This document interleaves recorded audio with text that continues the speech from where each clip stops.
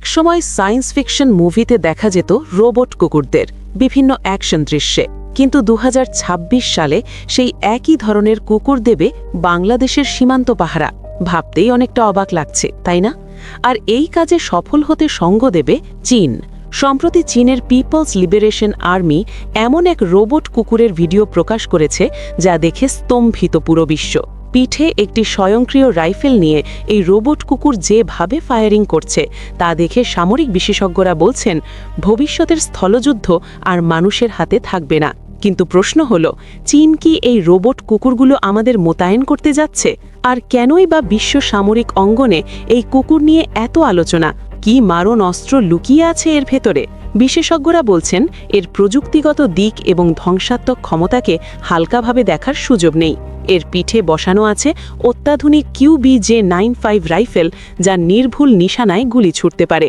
এর বিশেষ ফিচারের দিকে তাকালে আপনি অবাক হবেন। আধুনিক সেন্সর দিয়ে স্ক্যান করে আশেপাশের পরিবেশ বুঝতে পারে।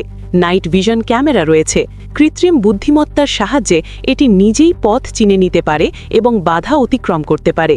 এর পায়ের নিচে থাকা বিশেষ রাবার প্যাড একে নিঃশব্দে চলাফেরা করতে সাহায্য করে, যা শত্রুর বাংকারে হানা দেওয়ার জন্য নিখুঁত। যেখানে কয়েকজন সৈনিকের প্রাণ হারানোর ঝুঁকি আছে, সেখানে এই রোবট কুকুর অনায়াসেই আগে প্রবেশ করে পরিস্থিতি নিয়ন্ত্রণে নিতে পারে। বিশেষজ্ঞদের মতে পার্বত্য চট্টগ্রামের মতো দুর্গম পাহাড়ি এলাকায় এই রোবট কুকুরগুলো হবে আসল গেম চেঞ্জার। পাহাড়ে অক্সিজেন স্বল্পতা বা খাড়া ঢালে একজন সৈনিকের যেখানে চলাফেরা করতে যান বের হয়ে যায়, সেখানে এই যান্ত্রিক কুকুরগুলো অনায়াসেই ঘন্টার পর ঘন্টা টহল দিতে পারে। বিশেষ করে মিয়ানমার বা ভারত সীমান্তে যেখানে বিচ্ছিন্নতাবাদীদের তৎপরতা বেশি, সেখানে চীনের এই রোবট প্রযুক্তি বাংলাদেশের নিরাপত্তার জন্য এক দুর্ভেদ্য প্রাচীর হয়ে দাঁড়াতে পারে। এখন প্রশ্ন হলো, বাংলাদেশ সেনাবাহিনীতে কবে যুক্ত হচ্ছে এই রোবট ডগ? বিশেষজ্ঞরা মনে করছেন এর পথে সবথেকে বড় বাধা হলো এর আকাশচুম্বী দাম এবং হাই মেইনটেন্যান্স খরচ। এই প্রযুক্তি সচল রাখতে যে পরিমাণ লজিস্টিক সাপোর্ট প্রয়োজন তা গড়ে তুলতে বাংলাদেশের আরও বেশ কিছুটা সময় লাগবে। ফলে এখনই নিশ্চিত করে বলা যাচ্ছে না কবে নাগাদ আমাদের সীমান্তে এই সাইলেন্ট কিলারদের দেখা যাবে।